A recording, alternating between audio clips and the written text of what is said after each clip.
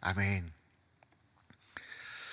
오늘 우리에게 주신 하나님의 말씀 함께 받도록 하겠습니다. 말씀은 구약성경 시편 9편 1절에서 11절까지의 말씀입니다. 아이워십 46페이지에 있습니다. 시편 9편 1절에서 11절까지의 말씀입니다. 이는 살아계신 하나님의 말씀입니다. 내가 전심으로 여호와께 감사하오며 주의 모든 기이한 일들을 전하리이다. 내가 주를 기뻐하고 즐거워하며 지존하신 주의 이름을 찬송하리니 내 원수들이 물러갈 때에 주 앞에서 넘어져 망함이니이다. 주께서 나의 의와 송사를 변호하셨으며 보좌에 앉으사 의롭게 심판하셨나이다. 이방 나라들을 책망하시고 악인을 멸하시며 그들의 이름을 영원히 지우셨나이다. 원수가 끊어져 영원히 멸망하셨사오니 주께서 무너뜨린 성읍들을 기억할 수 없나이다. 여호와께서 영원히 앉으시며 심판을 위하여 보좌를 준비하셨도다. 공의로 세계를 심판하시며 정직으로 만민에게 판결을 내리시리로다. 여호와는 압제당하는 자의 요새이시요 환난 때의 요새이시로다. 여호와여, 주의 이름을 아는 자는 주를 의지하오리니 이는 주를 찾는 자들을 버리지 아니하심이니이다. 너희는 시온에 계신 여호와를 찬송하며 그의 행사를 백성 중에 선포할지어다. 아멘. 오늘 우리가 함께 묵상할 시편의 말씀은 시편 9편의 말씀입니다. 시편 9편은 다윗이 작성한 다윗의 시로 하나님께서 악인을 심판하시고 의인을 구원하시는 그런 공의로운 재판장이시라라고 찬양하고 있습니다. 더불어서 또한 압제당하는 자들의 피난처가 되시고 환난 중에서도 그들을 잊지 않는 정말 신실하시고 정의로우신 하나님이라고 찬양하고 있습니다. 시편 9편에는 재미있는 요소가 있는데요. 한국어 성경으로 보면 시편 9편과 시편이 두 편으로 나눠져 있습니다. 그런데 히브리어 성경이나 70인역, 불가타 성경 같은 걸 보면 9편과 시편이 하나의 책으로 묶여져 있습니다. 또한 재미있는 요소는 뭐냐면 한국어 성경으로 보면은 1절부터 20절까지 변 패턴 없이 진행이 되고 있지만 히브리어 성경을 보면은 알파벳의 순서대로 기록되어 있다라는 것입니다. 예를 들어서 영어는 A, B, C, D라면 A로 시작하는 문단이 1절에 있고 B로 시작하는 문장이 2절에 있고 A, B, C, D, E, F, G로 해서 이렇게 알파벳 순서대로 이렇게 시편을 기록해 두었습니다. 이것을 답관체 시편이라고 하는데요. 이렇게 기록하는 이유는 독자들로 하여금 이 단순한 이 다윗의 감정을 전달하는 것이 아니라 흐름 있고 패턴이 있는 그런 문장을 통해서 너희들을 더 잘 기억하게 하기 위해서 문학적 장치로 사용하고 있습니다. 더 잘 기억하고 질서 있는 신앙 고백을 하기 위해서 이런 답관체 시편을 사용하고 있는데요. 오늘 이 시편의 기자 다윗이 우리에게 말하고 있는 것이 무엇일까요? 먼저 표제어를 살펴보면 아이워십에는 그 위에 표제어가 없지만 성경책을 바라보면 1절 위에 이 시편의 표제어가 기록되어 있습니다. 다윗의 시 인도자를 따라 문납변에 맞춘 노래다, 이렇게 나와 있습니다. 다윗의 시라는 것은 이해가 됩니다. 그리고 인도자에 따라서 불려졌던 노래라는 것도 이해가 됩니다. 그런데 문납변이라는 것이 무엇인가? 성경을 통틀어서 여기밖에 나오지 않는 단어입니다. 그래서 학자들도 이것이 무엇인가 정확하게 설명을 하기는 참 어렵습니다. 혹자는 이것을 어떠한 리듬이라고 이야기를 합니다. 이 시편은 노래였기 때문에 이 노래를 부를 때의 가락과 같은 것이다 라고 말하는 사람도 있고, 또 어떤 사람들은 이 벤이라는 것이 아들이라는 뜻입니다. 히브리어로. 영어 성경을 보면은 Death of the Son에서 아들의 죽음을 노래하였다라고 기록하기도 합니다. 따라서 아들의 죽음에 곡조를 붙여서 찬양했던 시편, 이렇게도 번역했다는 것이죠.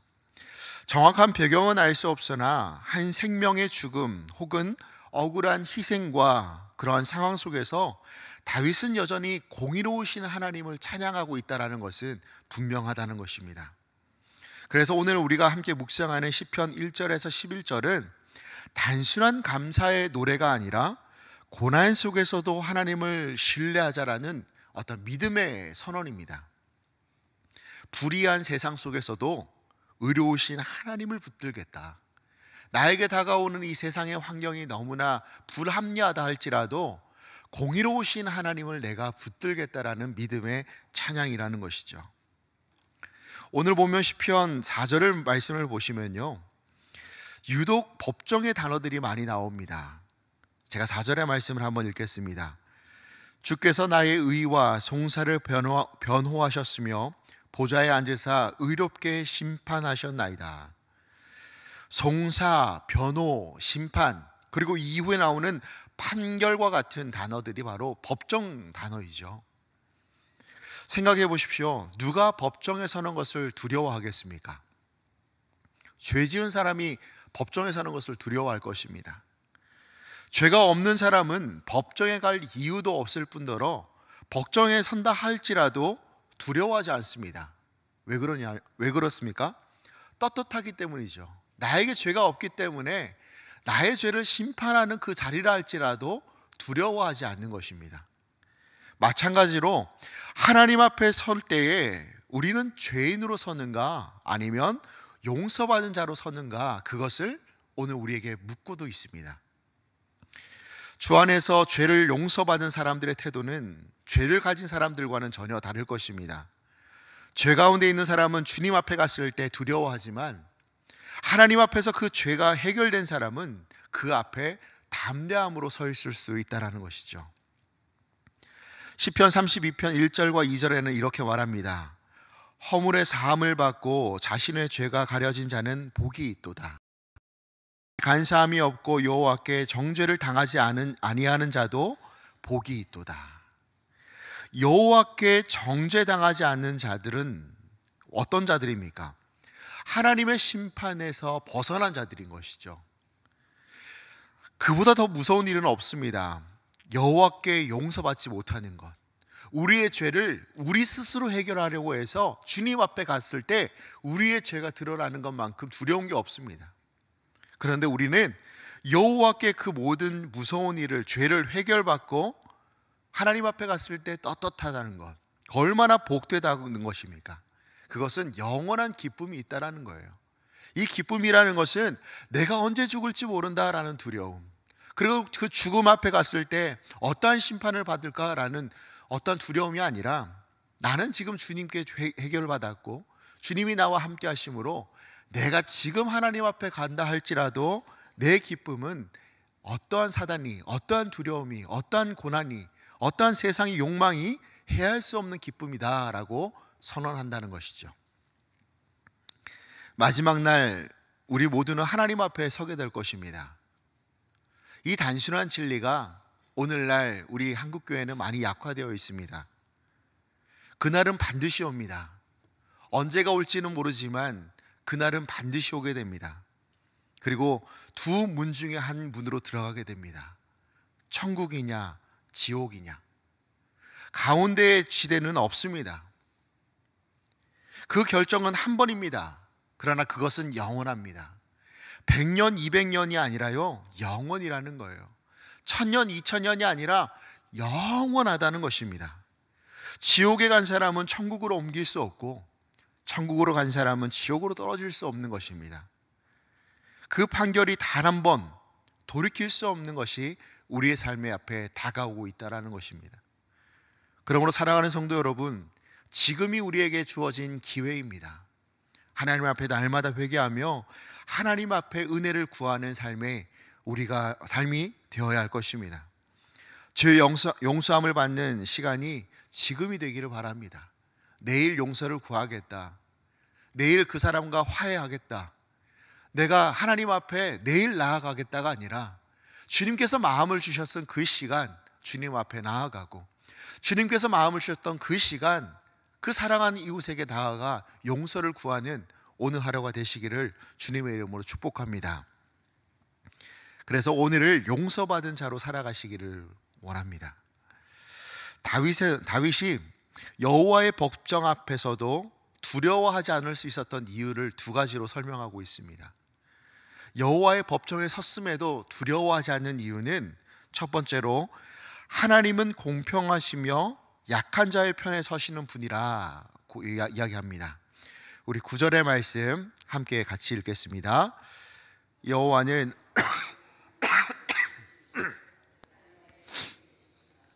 아멘. 여호와는 압제를 당하는 자의 요새이시오 환난 때의 요새이시로다. 하나님은 연약한 자들의 요새라라고 성경은 분명히 이야기하고 있습니다. 그래서 다윗은 두려워하지 않았다라는 것이죠. 하나님이 압제당하는 자의 편에 서시며 그들을 위해 싸우신다는 사실을 분명히 믿는 사람이 다윗이었습니다. 그렇다면 성경에서 말하는 연약한 사람이란 무엇일까요? 몸이 약한 사람일까요? 그저 힘이 없고 가진 것이 없는 사람이 연약한 사람일까요? 성경에서 말하는 연약함이란 세상의 힘의 논리가 아니라 하나님의 말씀의 논리대로 살아가려고 하는 사람을 가리키고 있습니다. 하나님의 말씀대로 살아가려고 애쓰다 보니 세상 속에서 손해보는 사람, 세상 속에서 핍박받는 사람, 세상 속에서 약자가 되는 사람을 성경에서는 연약한 자라 부릅니다. 세상이 보기에는 어리석어 보이지만 하나님은 그런 믿음의 걸음을 걸어가는 성도들의 행진을 축복하고 계십니다. 하나님은 그들의 요새가 되어주십니다. 사랑하는 성도 여러분, 하나님을 위하여 걷는 이 길 위에 핍박이 있으십니까? 그 핍박은 당연한 것이라 성경은 기록하고 있고 그를 위해 하나님은 오늘 우리의 요새가 되어주신다라고 성경은 기록합니다. 그러하기에 세상에서는 약할지 모르지만 진정 강자이신 하나님이 우리를 지키신다는 그 믿음을 가지고 오늘도 그 신실하고 세상에 보기에는 어리석은 길, 그 믿음의 길을 걷는 저와 여러분이 되시기를 간절히 소망합니다. 그리고 하나님의 심판 앞에서도 두려워하지 않을 수 있는 두 번째 이유는 하나님은 의로운 재판장이시다라고 고백합니다. 우리 8절의 말씀 함께 읽겠습니다. 공의로 세계를 심판하시며 정직으로 만민에게 판결을 내리시리로다. 아멘. 하나님은 공의와 정직으로 세상을 심판하신다라고 기록합니다. 그리고 그분의 판결은 빈틈이 없다라는 것입니다. 인간의 눈에는 불공정하고 불공평해 보여도 하나님의 정의는 한치의 흐트러짐도 없는 분이십니다. 그래서 사도 바울은 디모데후서 4장 7절에서 8절의 말씀에서 이렇게 고백합니다. 나는 선한 싸움을 싸우고 나의 달려갈 길을 마치고 믿음을 지켰으니 이제 후로는 나를 위하여 의의 면류관이 예비되었으므로 주 곧 의로우신 재판장이 그날에 내게 주실 것이며 내게야만 아니라 주의 나타나심을 사모하는 모든 자들에게도니라. 아멘. 하나님을 믿는 그 믿음으로 신실하게 달려온 자들, 그 자들에게 하나님은 의로운 재판장이 되어주셔서 의의 면류관을 씌워주신다라고 성경은 분명히 기록합니다. 주시린다라는 말은 보상한다, 갚아주신다라는 말입니다. 세상에서는 억울해 보이고 너 잘못된 길을 달리고 있는 거야, 그쪽으로 가면 어리석은 길이야 라고 끊임없이 우리에게 다시 세상으로 돌아오라 말하지만 그 믿음의 길을 걸어갔던 사람에게는 하나님이 보상해 주신다라고 분명히 기록합니다. 세상의 논리가 아니라 믿음의 논리로 살아가려는 사람, 손해를 보아도 진실하게 분리해도 말씀대로 살아가려는 사람, 그에게 하나님은 이렇게 말씀하실 것입니다. 잘했다, 착하고 충성된 종아, 내가 너를 위하여 예비한 면류관을 너의 머리에 씌워주겠다. 그 마지막 날 그 이야기를 듣는 저와 여러분 되시기를 간절히 축복합니다. 그날 하나님께서 우리의 면류관을 우리의 머리에 씌워주시며 안아주실 겁니다. 얼마나 수고 많았느냐, 얼마나 핍박받았느냐, 얼마나 애썼느냐, 우리의 수고와 눈물을 아시는 하나님께서 뛰어내려 오셔서 우리의 눈물을 닦아주실 뿐만 아니라 수고했다고 등을 토닥거려 주실 것입니다. 그날을 기억하며 기대하며 지금 억울한 일을 당하고 계시는 분들이 계신가요? 믿는다는 그 믿음 때문에 압제와 불의 속에 서 계시는 분이 계신가요? 그러나 기대하십시오. 하나님은 반드시 이 시간을 기억하고 계십니다. 하나님이 예비하신 그 의의 면류관이 우리를 기다리고 있으니 오늘을 견디며 걸어가는 믿음의 여정 되시기를 주님의 이름으로 축복합니다. 하나님의 여정은, 하나님의 법정은 두려움의 자리가 아닙니다. 죄 용서받은 성도들이 서 있는 기쁨의 자리가 될 것입니다. 그날 우리는 부끄러움이 아니라 감격과 감사로 하나님 앞에 설 것이며 그 믿음으로 오늘 하루를 살아가는 저와 여러분의 복된 하루가 되시기를 축복합니다. 말씀을 생각하시면서 찬송가 408장